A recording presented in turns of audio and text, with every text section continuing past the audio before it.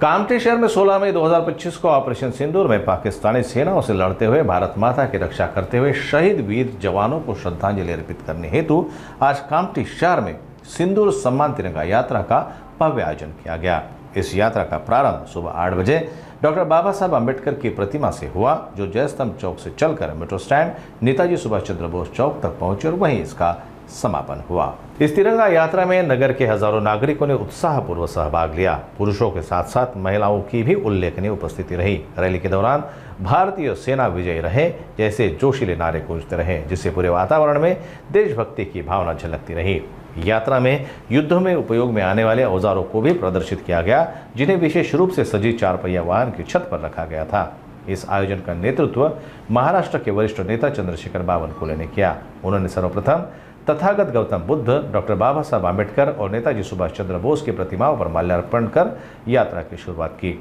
इस भव्य आयोजन में क्षेत्र के कई मान्यवर अतिथि, राजनेता और सामाजिक कार्यकर्ता भी उपस्थित रहे। यात्रा के समापन पर चंद्रशेखर बावनकुले ने उपस्थित जनसमूह को संबोधित करते हुए वीर शहीदों के बलिदान को नमन किया और युवाओं से देश सेवा की प्रेरणा लेने का आह्वान किया। कामठी वासियों द्वारा दिखाई गई देशभक्ति और एकता ने यह स्पष्ट कर दिया है कि वीर शहीदों का बलिदान व्यर्थ नहीं जाएगा। सिंदूर सम्मान तिरंगा यात्रा ने संपूर्ण शहर को राष्ट्रभक्ति के रंग में रंग दिया। भारतीय जनता पार्टी ने मंगलवार को एक बड़े जन आंदोलन के तहत देश भर में तिरंगा यात्रा शुरू की। इस यात्रा का उद्देश्य भारतीय सैनिकों की वीरता का सम्मान करना और नागरिकों को ऑपरेशन सिंदूर की हालिया सफलता के बारे में बताना है। मंगलवार को शुरू हुई भारतीय जनता पार्टी की तिरंगा यात्रा 23 मई तक जारी रहेगी। बुधवार को भारतीय जनता पार्टी ने उत्तर प्रदेश, उत्तराखंड और उड़ीसा जैसे राज्यों में तिरंगा यात्रा का आयोजन किया है। भारतीय जनता पार्टीने या ठिकाणी काही प्रयोजित केलं नाही, पण आम्ही आव्हान केलं जनतेला की या तिरंगा यात्रा रॅलीमध्ये आपण सर्वांनी सहभागी व्हावे। या ठिकाणी मोठ्या प्रमाणावर लोक सहभागी झाले आहेत। सर्व समाजाचे, सर्व धर्माचे लोक या ठिकाणी तिरंगा रॅलीमध्ये आहे। महाराष्ट्रात 1,500च्या वर तिरंगा रॅलीचं आयोजन झालं आहे आणि काल मुंबईमध्ये माननीय देवेंद्र फडणवीस यांनी तिरंगा रॅली केली, यात्रा केली। सोबतच सिंदूर यात्राही आमच्या महिला बहिणी या महाराष्ट्रात काढतात आहे, जेणेकरून आपल्या देशाच्या सैनिकांनी जे कर्तृत्व केलं, पाकिस्तानच्या घरात घुसून, त्या देशामध्ये घुसून दहशतवादाचा खात्मा केला, आमच्या मोदींच्या नेतृत्वातल्या सरकारने दहशतवादाचा बिमोड करण्याकरता संपूर्ण जगाला भारत किती सक्षम आहे दाखवून दिलं।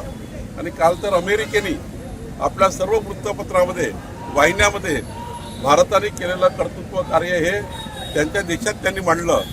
खऱ्या अर्थाने आपल्याकरता अभिमानाची गोष्ट। आणि म्हणून यानंतर दहशतवाद झाला तर तो युद्ध समजण्यात येईल असं माननीय प्रधानमंत्र्यांनी घोषणा केली आणि पाकिस्तानला ज्या पद्धतीनं जेरबंद केलं आहे आणि म्हणून देशातल्या सर्व 140 कोटी भारतीयांनी, महाराष्ट्राच्या 14 कोटी भारतीयांनी, भारत देशातल्या आपल्या 14 कोटी महाराष्ट्राच्या नागरिकांनी विचार केला, निर्णय घेतला आणि हा तिरंगा रॅलीमध्ये सहभागी होण्याचा निर्णय घेतला।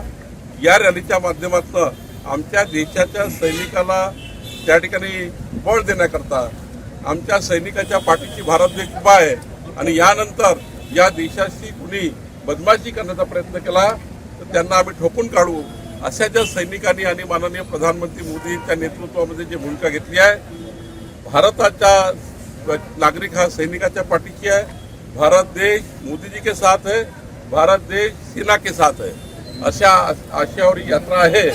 सर्व सामाजिक कार्यकर्ते आणि सर्व